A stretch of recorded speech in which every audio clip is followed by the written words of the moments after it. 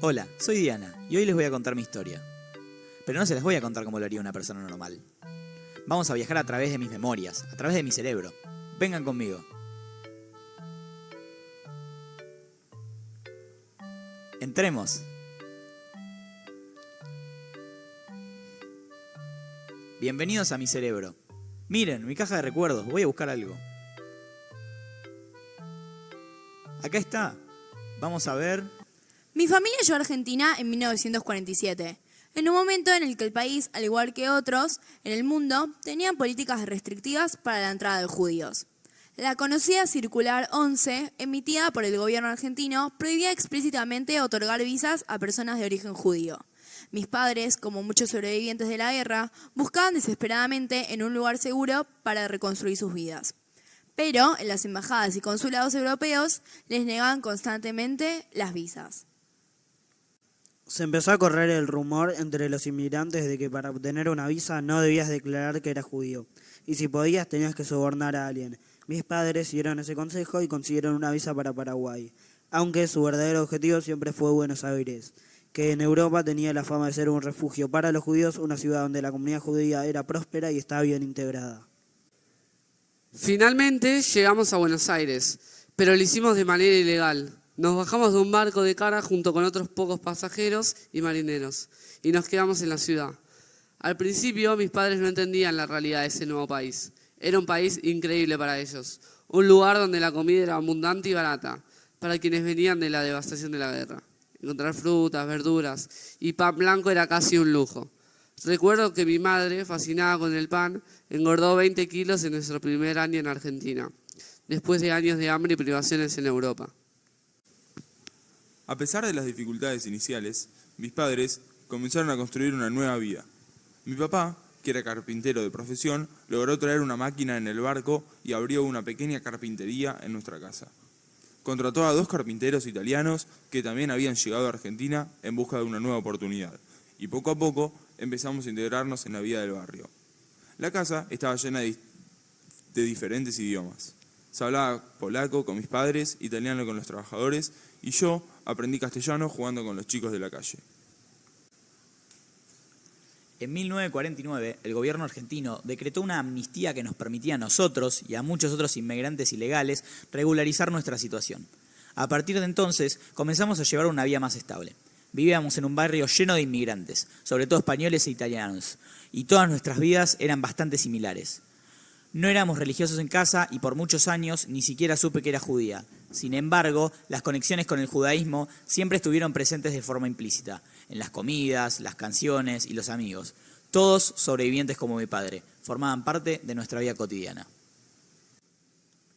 Aunque no se hablaba abiertamente de nuestra identidad judía en casa, nuestra cultura estaba ahí, silenciosa pero constante. Fue solo más tarde, cuando crecí y empecé a ser consciente. Entendí cuánta influencia había tenido el judaísmo en nuestra vida, incluso sin ser mencionada explícitamente. La vida de los inmigrantes en Argentina fue difícil al principio, pero poco a poco mis padres lograron prosperar y con tantos otros construimos una vida en este nuevo país. Me lo acuerdo como si hubiera sido ayer. ¡Qué emocionante! Vayamos a otro lugar. A ver si encontramos otro recuerdo. Creo que acá hay algo. Acá. A ver este recuerdo. La creación de nuestra organización comenzó a partir de una necesidad muy personal que surgió después del atentado a la AMIA en 1994. Yo sentí un impulso de encontrar a otras personas como yo, hijos de sobrevivientes del Holocausto, para compartir nuestras experiencias y entender mejor lo que habíamos vivido. Fue en el Museo del Holocausto, en ese entonces llamado Fundación Memoria del Holocausto, donde conocí a otros con historias similares y de esas reuniones espontáneas surgió la idea de organizarnos. Decidimos entonces que nuestra misión sería clara: mantener viva la memoria de lo que habían pasado nuestros padres y los millones que no sobrevivieron. Con el tiempo formalizamos la organización y nos unimos al Museo del Holocausto. Desde allí trabajamos en proyectos como el Proyecto Aprendiz y los Cuadernos de la Shoah. siempre con el objetivo de transmitir estas historias para que no se olviden. Lo que me impulsa personalmente es esa sensación de responsabilidad. Crecí entre el sufrimiento de mis padres y siento que debo asegurarme de que esas voces, que a veces quedaron en silencio, sigan siendo escuchadas y mantener viva la memoria. No es solo una tarea, es un deber. Es interesante quien dice Segunda Guerra Mundial. No está equivocado, porque el Holocausto, o la Shoah, pasó durante la Segunda Guerra Mundial. La Segunda Guerra Mundial no es el Holocausto, pero el Holocausto sucedió en la Segunda Guerra Mundial. Tanto es así que uno de nuestros cuadernos de la Shoah se llama Las dos guerras del nazismo. Una, la guerra contra los aliados, y la otra, la guerra contra los judíos. Ese cuaderno tiene 2 páginas. Una página es la Segunda Guerra Mundial y la otra página es la Shoah. En mi casa se decía la guerra. Yo lo imagino con mayúsculas. No era la guerra, era la guerra. Luego empezó a llamarse holocausto y esa palabra fue más difundida. Y holocausto no corresponde. Holocausto tiene 2 significados. El primero viene del griego, que quiere decir resumidamente quemado. Además, un holocausto es un sacrificio merecido, el cual se hacía para honrar a los dioses. Esta palabra no corresponde porque los judíos no merecimos el holocausto y no fuimos como ovejas al matadero. Es verdad, compartíamos el mismo sentimiento. Compartíamos las historias y compartimos la necesidad de que se siga contando. Ahora sí, vayamos al último recuerdo.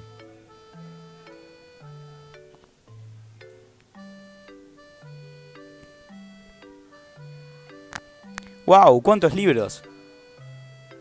A ver si podemos encontrar el recuerdo. ¡Acá! A ver.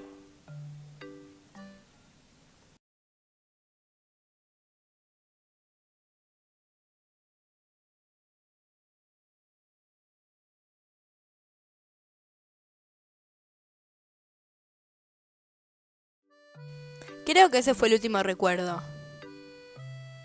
¿Cuántos momentos, cuántas emociones, cuántos recuerdos? Con todo esto me puse a reflexionar. Porque desde que somos chicos nos preguntan, ¿por qué es importante mantener la memoria activa?